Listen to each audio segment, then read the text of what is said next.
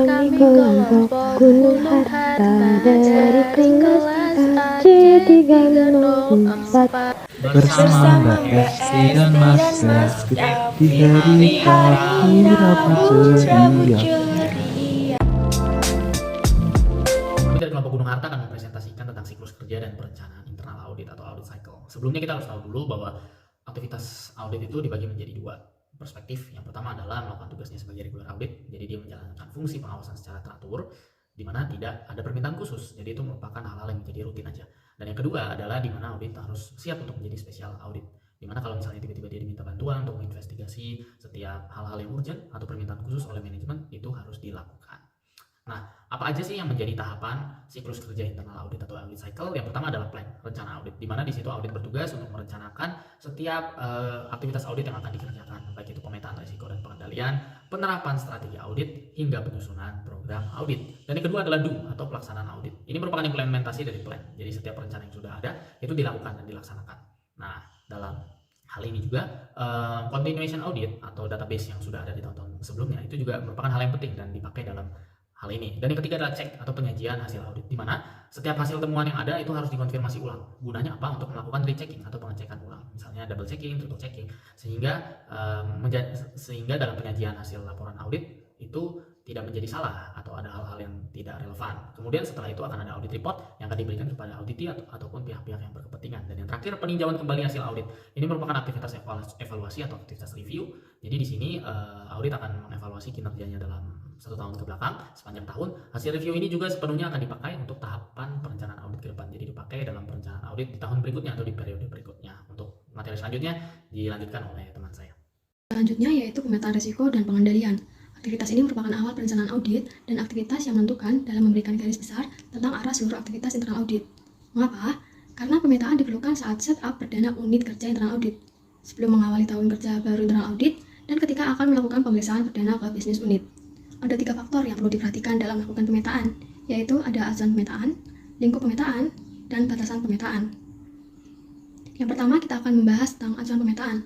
Dalam hal ini, setidaknya terdapat 3 acuan.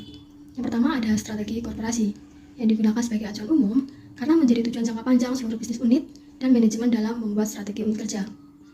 Yang termasuk dalam strategi korporasi yaitu proyeksi investasi baru bersifat strategis, pertumbuhan proyeksi, kerjasama yang strategis, peningkatan citra korporasi, dan pengembangan internal korporasi. Kedua ada strategis bisnis, yang dimana sebagai acuan utama yang digunakan selama 1-2 tahun. Strategi ini ditetapkan oleh manajemen di setiap unit bisnis, meliputi target penjualan, strategi penetrasi pasar, pengembangan brand, pengendalian keuangan, pengembangan SDM, dan pendukung lainnya. Strategi ini digunakan agar internal audit dapat membuat strategi pengawasan 1-2 tahun ke depan yang berproporsional bagi setiap SBU. Yang ketiga ada umpan balik. Umpan balik merupakan hasil dari pengawasan internal audit serta pandangan dari komisaris, manajemen senior, serta para kolega ke depannya. Umpan balik bermanfaat untuk mengukur gap antara kiriman atau masukan yang sudah diberikan dan tingkatan kontrol yang dibutuhkan dari internal audit. Faktor yang kedua yaitu lingkup pemetaan atau mapping score.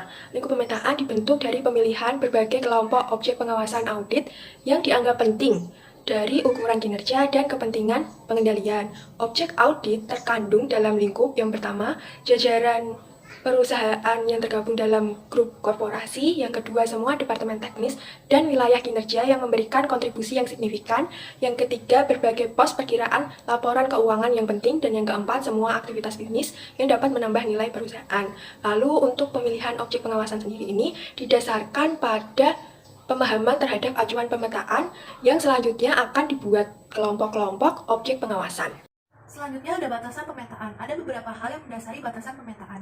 Yang pertama, ketersediaan sumber daya manusia auditor, baik dari segi jumlah maupun kemampuan auditor.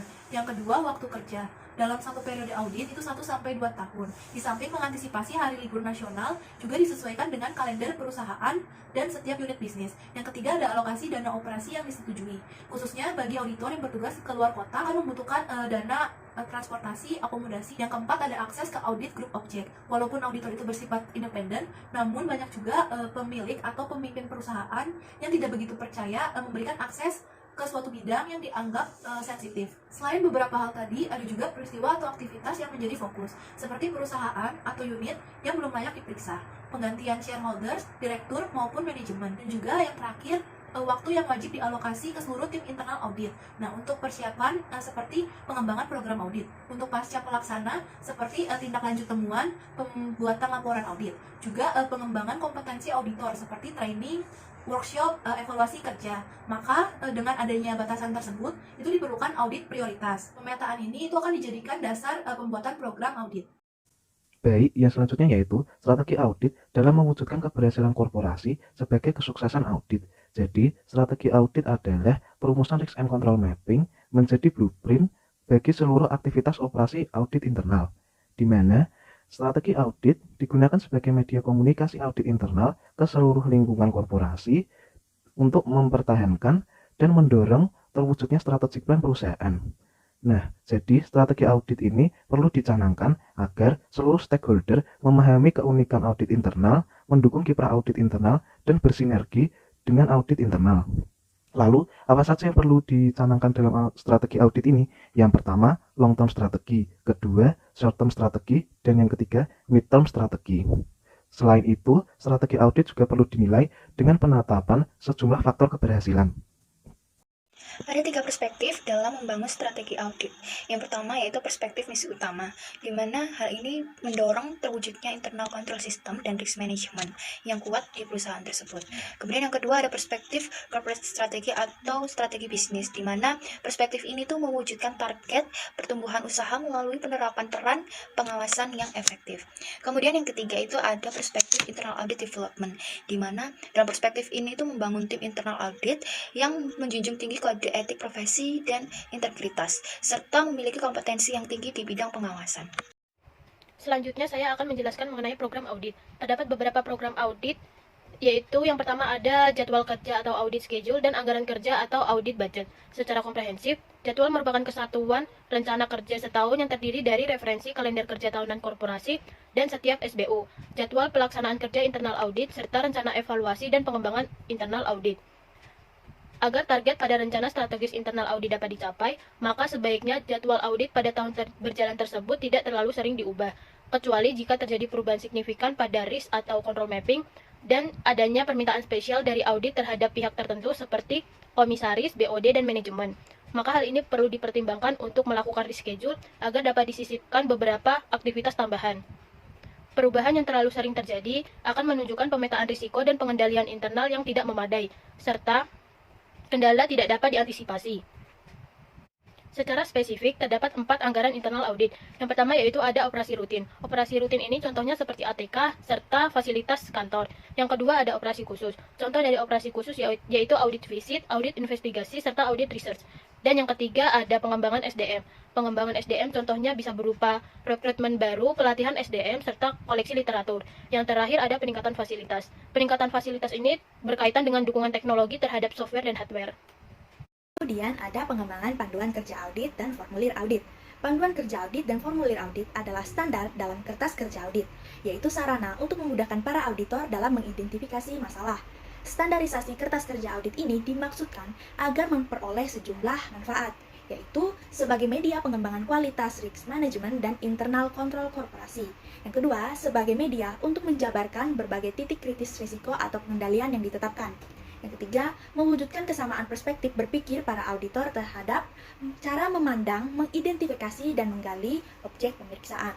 Kemudian yang keempat, sebagai alat pelatihan yang efektif dalam pembentukan auditor baru. Kemudian yang kelima, menekan kesenjangan kapabilitas antara auditor senior maupun auditor junior.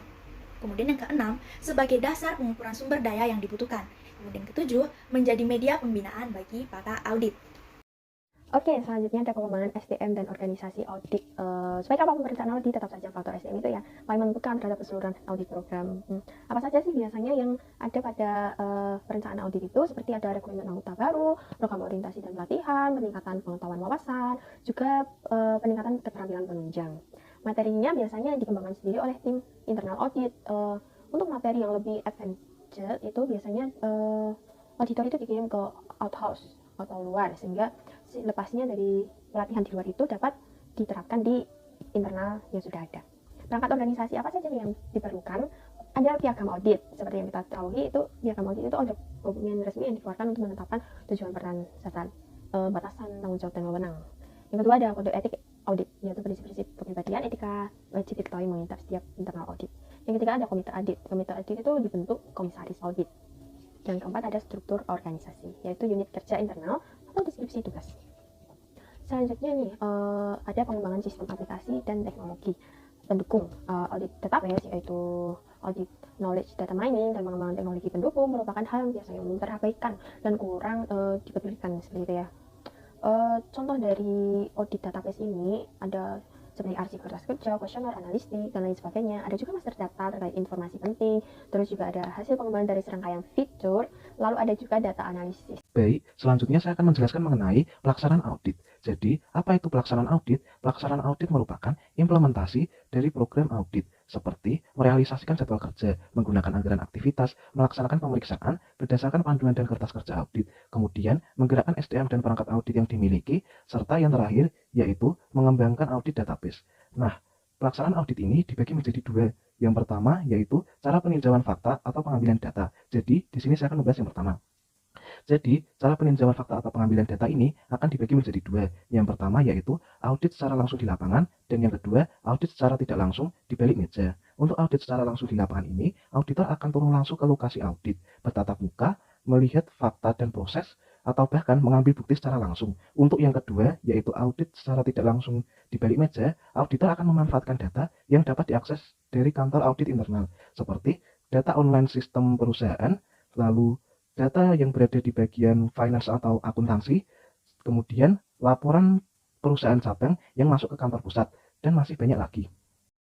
Oke, selanjutnya kita akan membahas tentang keteraturan pelaksanaan audit yang dibedakan menjadi dua. Yang pertama adalah audit reguler atau regular audit. Aktivitas ini merupakan aktivitas audit yang dilakukan secara berkala. Jadi dia dilakukan secara tahunan yang sudah disusun sedemikian rupa, kemudian dilakukan secara berkala dan berkelanjutan serta berulang-ulang. Jadi ini biasanya sudah terjadwal dan terstruktur sedemikian rupa oleh perusahaan. Jadi setiap tahunnya akan dilakukan ini. Jadi itu merupakan aktivitas audit yang rutin lah atau rutinitas gitu ya, sudah ada jadwalnya, sudah jelas gitu ya. Kemudian yang kedua adalah audit khusus atau special audit. Yang menjadi perbedaan adalah dalam special audit ini aktivitas audit itu dilakukan di saat ada permintaan khusus. Permintaan khusus dari siapa? Bisa dari pemegang saham, bisa dari BOD, bisa dari manajemen lain.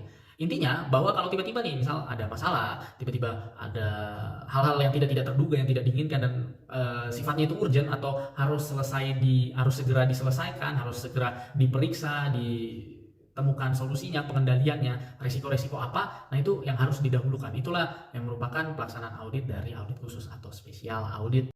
Ada audit reguler di balik meja. Aktivitas internal audit secara teratur di balik meja merupakan aktivitas pokok atau yang wajib dijalankan. Mengapa demikian? Ada beberapa alasan yang akan saya jabarkan di sini. Yang pertama, itu penyimpangan dalam pengelolaan bisnis merupakan risiko yang sewaktu-waktu dapat muncul ke permukaan. Yang kedua, audit on desk dimungkinkan dapat tersedianya data di sekitar home base internal audit. Yang ketiga, dari sisi pihak yang diperiksa akan timbul kombinasi suasana psikologis yang positif. Yang keempat, dari sisi tujuan audit, pengembangan risk management dan internal control yang baik dengan berbagai keleluasaan yang dimiliki. Model regular desk audit ini merupakan pola yang paling efektif dari ukuran bisnis. Berikut berbagai aktivitas berserta contoh yang dapat diterapkan pada regular desk audit. Antara lain itu adalah on desk verification. Ini adalah pemeriksaan secara substantif terhadap data post atau current transaction. Untuk contohnya, itu adalah memantau data stok serta pergerakan barang inventory pada setiap titik penyimpanan dan distribusi. Kemudian yang kedua, ada audit intelijen. Ini pengumpulan informasi secara tertutup melalui jaringan informan yang dibangun pada berbagai unit kerja. Untuk contohnya adalah melakukan komunikasi rahasia dengan informan tentang keadaan praktek bisnis atau operasi di lapangan. Kemudian yang ketiga, ada field audit preparation. Ini adalah persiapan sebelum pelaksanaan audit rutin lapangan. Untuk contohnya adalah melakukan persiapan teknis seperti menyimpan formulir audit, verifikasi data-data penting, workshop atau pengarahan auditor, review hasil field terakhir, dan hasil deck audit yang sudah dijalankan. Sharing audit result adalah suatu kegiatan yang membuka hasil desk atau field suatu unit kerja kepada unit kerja lain yang selevel atau sekategori secara horizontal. Hal ini bertujuan untuk membangun kesamaan persepsi dan kesadaran demi mengantisipasi terjadinya masalah yang sama pada unit kerja lain. Contoh dari aktivitas ini yaitu meng-share kasus tindak kecurangan pada suatu unit kerja kepada unit kerja lain yang relevan dengan menyembunyikan semua identitas lokal dan pelaku kejadian. Yang keenam yaitu ada aktivitas risk atau control questionnaire. Aktivitas ini ditunjukkan dengan mengeluarkan daftar pertanyaan secara periodik ke dalam audit dalam rangka pembinaan jarak jauh dengan maksud mendorong evaluasi secara mandiri atau self-assessment tentang kecukupan pengelolaan risiko atau risk management dan pengendalian internal atau internal control. Contoh dari aktivitas ini berupa pembuatan daftar pertanyaan periodik mengenai apakah audit telah menjalankan berbagai aspek pengelolaan risiko dan pengendalian internal yang wajib dilakukan untuk audit yang bersangkutan. Kemudian ada penilaian dan pemetaan terkait kecukupan risk management dan internal control berdasarkan tanggapan setiap unit kerja, serta pemakaian hasil kuesioner pada compliance audit secara on-site. Selanjutnya ada risk dan control review, melakukan review terkait bisnis beserta pengelolaannya atau kondisi administrasi dan pengendalian pada seluruh korporasi atau suatu unit bisnis. Contoh dari aktivitas ini berupa menyajikan hasil analisis umum terkait hasil analisis data berbasis risiko. Kemudian ada menyajikan hasil evaluasi semesteran atau tahunan terhadap kondisi administrasi dan pengendalian berdasarkan hasil audit sepanjang periode tersebut, baik secara on-site maupun on-desk. Yang kedelapan ada aktivitas audit berupa audit opinion on system. Dalam hal ini, pembuatan rekomendasi dalam rangka pengembangan atau revisi kebijakan, SOP atau sistem komputer yang berjalan. Hal ini sebagai akhir dari hasil audit selama periode tertentu. Contoh dari aktivitas ini yaitu mengeluarkan corporate risk dan control review 1-2 kali setahun untuk evaluasi gambaran risk management dan internal control, serta menyajikan rekomendasi audit untuk sistem improvement. Aktivitas yang terakhir yaitu audit database maintenance. Pemutahiran data atau laporan referensi yang relevan untuk menunjang continuous audit ke depan. Contoh dari aktivitas ini yaitu memperbarui master data terkait audit atau bisnis unit tertentu sebagai referensi bagi aktivitas desk audit maupun field audit yang berkelanjutan. Kemudian contohnya yaitu membangun audit filing system untuk penelusuran contoh kasus temuan audit sebelumnya. Audit reguler di lapangan atau regular audit onsite. Regular audit onsite ini didominasi oleh aktivitas sistem audit dan relatif sedikit melakukan analisis data atau verifikasi data. Tujuan dari aktivitas ini itu berkaitan dengan pembaruan sistem, di mana hasil peninjauan terhadap kebijakan atau SOP lapangan itu digunakan sebagai referensi untuk perbaikan selanjutnya. Nah, audit ini tuh dapat menunjang audit follow up dengan cara yang pertama membandingkan temuan hasil desk verification dengan realitas yang terjadi di lapangan. Lalu yang kedua meninjau konsistensi tanggapan auditi terhadap risk and control questionnaire yang pernah dikeluarkan audit sebelumnya. Berikut adalah beberapa aktivitas spesifik dari audit onsite. Yang pertama yaitu onsite verification, di mana pemeriksaan secara langsung terhadap data di lapangan untuk mendapatkan kesimpulan paling mendasar dan lengkap tentang masalah yang sedang terjadi.